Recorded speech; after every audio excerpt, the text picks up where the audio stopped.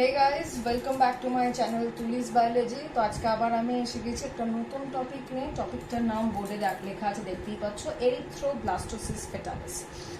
টপিকটাতে যাবো, কিন্তু টপিকটাতে যাওয়ার আগে কিছু কথা বলে নিই, যেগুলো আমি প্রত্যেক ভিডিওতেই বলে থাকি তোমাদেরকে। সেটা হচ্ছে যে প্লিজ প্লিজ প্লিজ আমার চ্যানেলটাকে সাবস্ক্রাইব করো। ঝটপট সাবস্ক্রাইব করিনি, ঝটপট বেল আইকনটাকে প্রেস করে দাও। দেখো সাবস্ক্রাইব বাটনের পাশেই রয়েছে। বেল আইকনটাকে প্রেস করলে কি হবে, যখনই আমি ভিডিওস দিই না কেন তোমরা নোটিফাইড হয়ে যাবে, তাহলে তোমরা ঝটপট ভিডিওগুলোকে দেখে নিতে পারবে। এছাড়াও ভিডিওসগুলোকে প্রচুর দেখো, বন্ধুদের সাথে শেয়ার করো, যাতে তোমাদের কোনো প্রবলেম থাকলে তোমাদের প্রবলেমটা ক্লিয়ার আউট হয়ে যেতে পারে আমার ভিডিওসগুলো দেখে। যদি তাও না হয় তাহলে তোমাদের প্রবলেমসগুলো আমাকে বলো। কোথায় বলবে? কমেন্ট সেকশনে বলবে, বা আমাকে পার্সোনালিও জানাতে পারো through my Facebook page and my mail ID.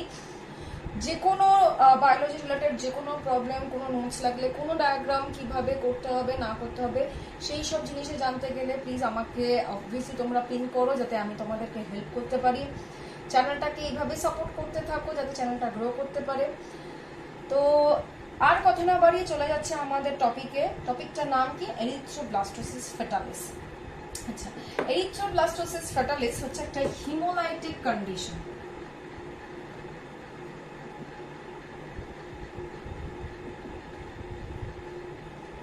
Haemolytic কথাটার মানেটা কি? হিমো হচ্ছে যে দ্য প্রোটিন হিমোগ্লোবিন, ঠিক আছে। আর লাইটিক মিন্স লাইসিস বা breaking down. So breaking down of RBC, okay, this is termed as erythroblastosis fetalis. এইটা কোথায় দেখতে পাই আমরা? এটা আমরা ডিউরিং প্রেগন্যান্সি দেখতে পাই। যদি ফিটাসটা পজিটিভ হয়, blood group positive blood group হয়, আর মাদার যদি নেগেটিভ ব্লাড গ্রুপ হয়, তখন আমরা এই এরিথ্রোব্লাস্টোসিস ফেটালিসটা দেখতে পাই। তো কিভাবে কিরকম হয় সেটা একটু জেনে নিই। জানার আগে আমাদেরকে এটা দেখতে হবে যে আমাদের ব্লাড গ্রুপ ক ধরনের। আমাদের দুটো টাইপের ব্লাড গ্রুপ আছে আমাদের শরীরে, ঠিক আছে। একটা হচ্ছে এবিও ব্লাড গ্রুপ, আরেকটা হচ্ছে আরএইচ ব্লাড গ্রুপ, ঠিক আছে। তো এবিও ব্লাড গ্রুপে তিনখানা অ্যান্টিজেন আছে। কি কি?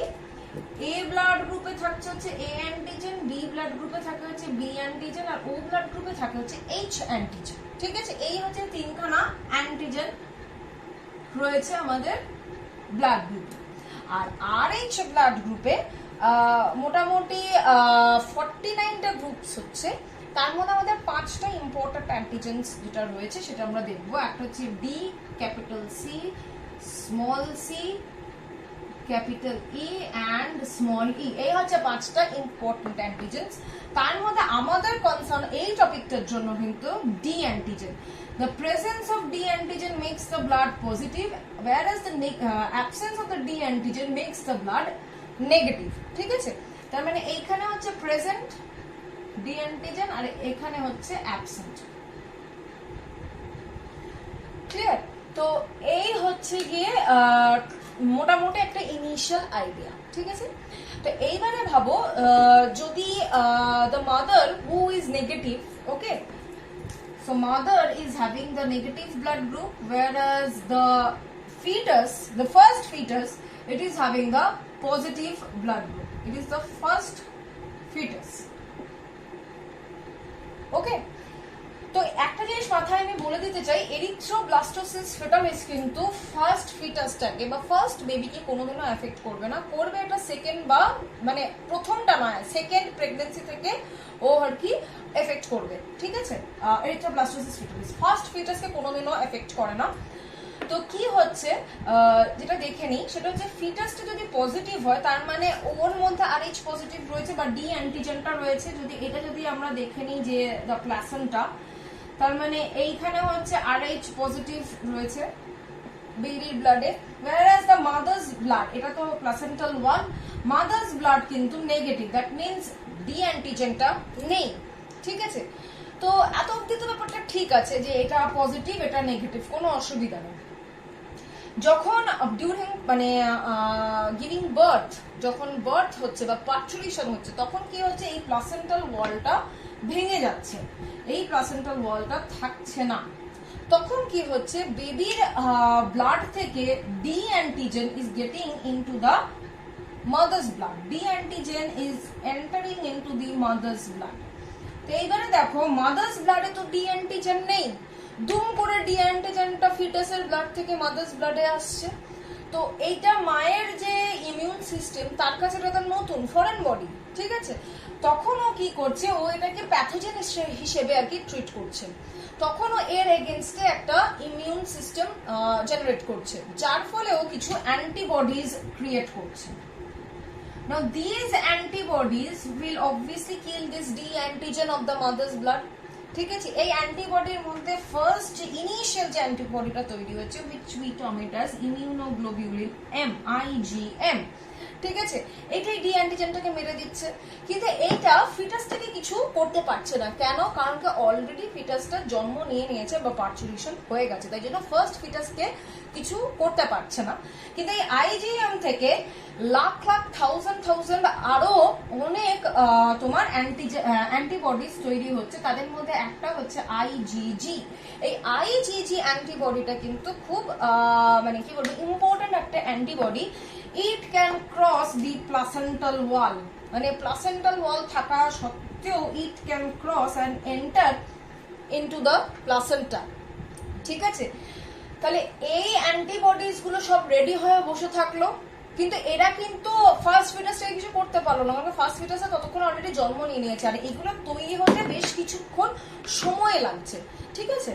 তো এরপর যেটা হবে যে সেকেন্ড প্রেগনেন্সি বা অনগোয়িং সাবসিকুয়েন্ট প্রেগনেন্সিতে যেটা হবে, যদি ফিটাসটা পজিটিভ হয় তখনই হবে কি এই আইজিজি যেগুলো অলরেডি আগে প্রেগনেন্সির টাইম থেকে তৈরি হয়ে বসেছিল, they will cross the placental wall and will attack the RBC of the foetus. যেই আরবিসিটাকে অ্যাটাক করলো তার মানে কি আরবিসিটা ডিস্ট্রয় করছে, হিমোলাইটিক কন্ডিশন এইবারে তৈরি হচ্ছে, which can lead to various diseases like anaemia, like jaundice, মানে আরবিসিটা ভেঙে গিয়ে তো বিলিরুবিন পিগমেন্টটা তৈরি করছে and it will create ultimately jaundice, আরো সিভিয়ার অনেক ডিজিজেস তৈরি করতে পারছে, ঠিক আছে। তো এইটাই হচ্ছে কি আমরা বলছি erythroblastosis fetalis, which does not affect the first fetus. Please keep it in mind, which does not affect the first fetus, it will affect the second or the ongoing fetus. Okay, আচ্ছা, এই জিনিসটা কিভাবে বন্ধ করা যেতে পারে? একটা obviously একটা ওয়ে আউট আছে, সেটা হচ্ছে রোডি ইমিউনগ্লোবিন